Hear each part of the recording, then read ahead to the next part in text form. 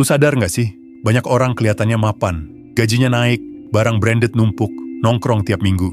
Tapi diam-diam, mereka sebenarnya lagi miskin pelan-pelan. Nah, di video ini gua bakal bongkar kebiasaan finansial yang bikin lu terjebak miskin tanpa sadar. Mari kita bahas.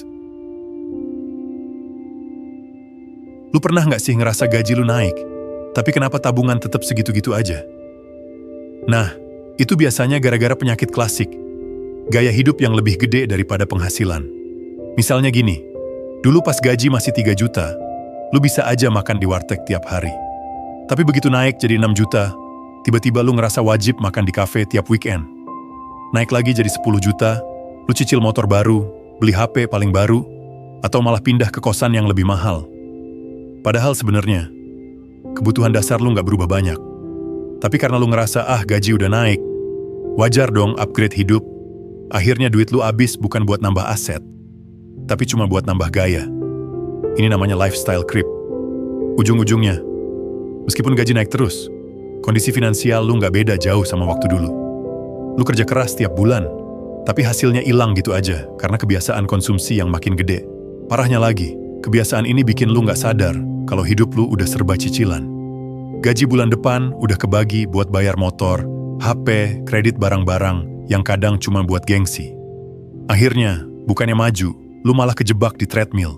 Lari kenceng, capek, tapi nggak maju-maju. Padahal, harusnya kalau gaji naik, yang lu naikin pertama kali itu persentase tabungan sama investasi, bukan gaya hidup.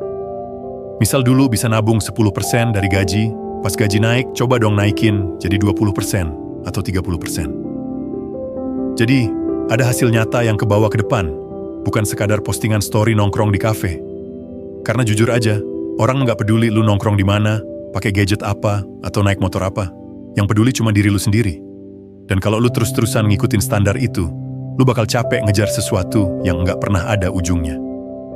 Gaya hidup makin gede, penghasilan lu serasa nggak pernah cukup. Itu sebabnya banyak orang kelihatan sukses dari luar. Tapi sebenarnya dompetnya tipis, bahkan ada yang minus.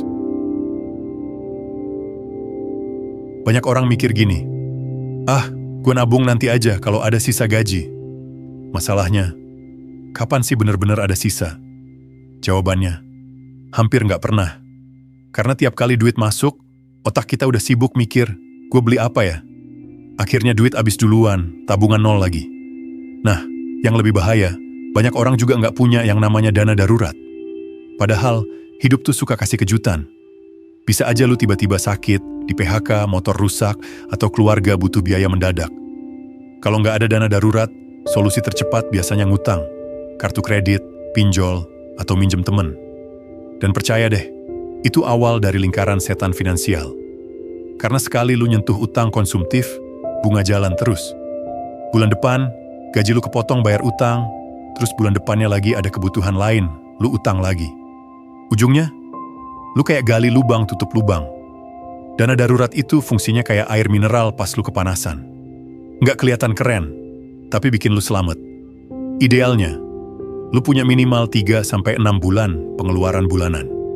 Jadi kalau pengeluaran lu 4 juta sebulan, ya setidaknya lu siapin 12 juta sampai 24 juta. Duit ini jangan lu taruh di tempat yang susah diakses atau beresiko, cukup di tabungan biasa atau e-wallet yang gampang dicairin. Masalahnya, banyak orang lebih mikirin beli barang yang kelihatan ketimbang nyiapin dana darurat. Padahal, barang mewah nggak akan bisa nolong lu kalau tiba-tiba lu nggak punya penghasilan. Coba bayangin, lu cicil HP belasan juta, tapi giliran lu sakit dan butuh opnam, HP itu nggak bisa jadi uang secepat itu. Makanya, tabungan dan dana darurat itu wajib lu anggap sebagai biaya hidup, bukan kalau ada sisa. Jadi begitu gajian, langsung potong dulu buat tabungan dan dana darurat. Anggap itu kewajiban, sama kayak bayar listrik atau bayar kosan. Baru sisanya lu pakai buat hidup. Kalau lu disiplin, suatu hari pas kejadian gak enak dateng, lu bisa bilang ke diri sendiri, untung gua ada dana darurat. Dan percayalah, itu rasa lega yang gak bisa dibeli sama barang apapun. Sekarang tuh gampang banget ya, belanja tinggal klik, barang dateng. Gak punya duit? Tenang, ada pay later. Mau barang mewah? Cicilan 0% siap bantu. Kedengerannya enak banget, tapi ini racun halus yang bikin keuangan lu bocor pelan-pelan. Masalahnya, Banyak orang pakai utang bukan buat kebutuhan mendesak, tapi buat gaya hidup. Contoh, beli HP terbaru padahal HP lama masih bagus, cicil sneakers mahal cuma biar matching sama outfit, atau pakai kartu kredit buat nongkrong di kafe. Jadinya, gaji bulan depan udah kepotong buat gaya hidup bulan kemarin. Yang bikin ngeri, otak kita gampang banget nganggap cicilan kecil itu sepele. Ah, cuma 200.000 sebulan. Tapi kalau ada 5 cicilan kecil, itu udah sejuta. Kalau ditambah pay later, kartu kredit, sama cicilan motor, bisa setengah gaji habis buat bayar hutang doang.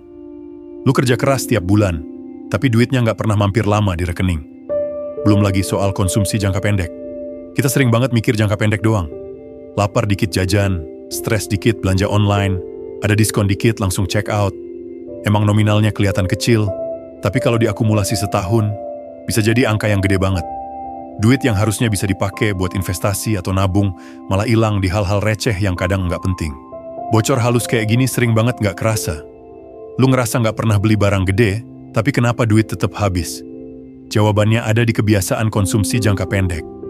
Lu mungkin nggak sadar, tiap hari kopi kekinian 25.000, sebulan jadi 750.000. Setahun, 9 juta.